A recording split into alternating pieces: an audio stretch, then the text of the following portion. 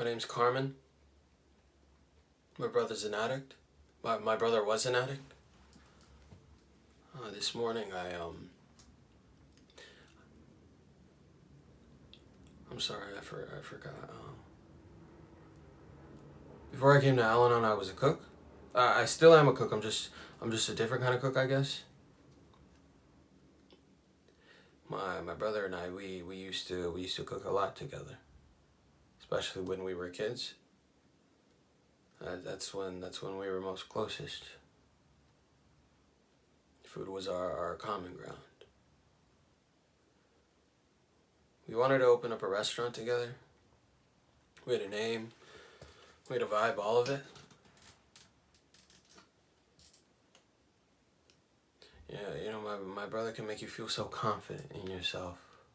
Like whenever I was scared or I was nervous or I didn't want to do something, he would just tell me to just face it, like get it over with. He would always say, stupid. He would always say, let it rip.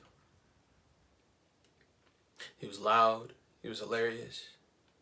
He had this amazing ability to just walk into any room and just take the temperature of it instantly. You just walk in and dial it. That's not me, man. Like, I didn't have many friends growing up.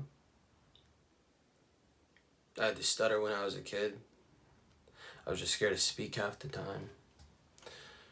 Got shitty grades in school because I couldn't pay attention in class. Didn't get into college. No girlfriends. Didn't think I was funny. I always thought my brother was my best friend. We just knew everything about each other. Except everyone else thought he was their best friend. He was just that magnetic.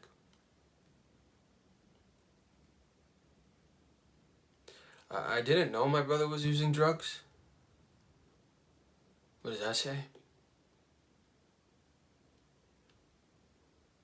As we got older, I realized I didn't know anything about my brother, really.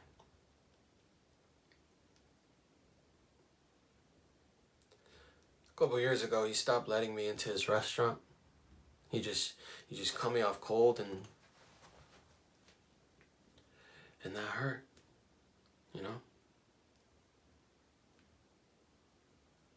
But I think that flipped a switch in me, because since we had this connection through food and I felt so rejected and stupid and uncool, I made this plan where I would go work at the best restaurants in the world, like working real kitchens, like fuck that mom and pop shit, like real kitchens. And I know that sounds ridiculous, me saying that now, but I did it. And I got the shit kicked out of me. I chucked oysters, clams, uni.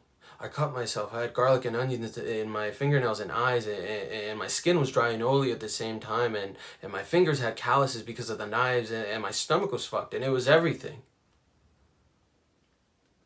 What's funny, a couple years later, I created a station for myself, and I was fast, I was smart, and it was calm, and I was okay, I knew what vegetables went together.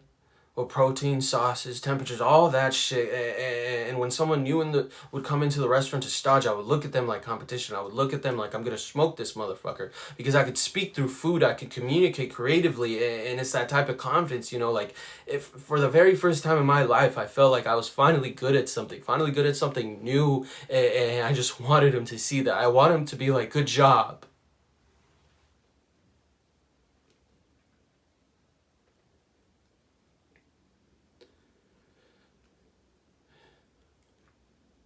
And the more he wouldn't respond, the more our relationship kind of strained.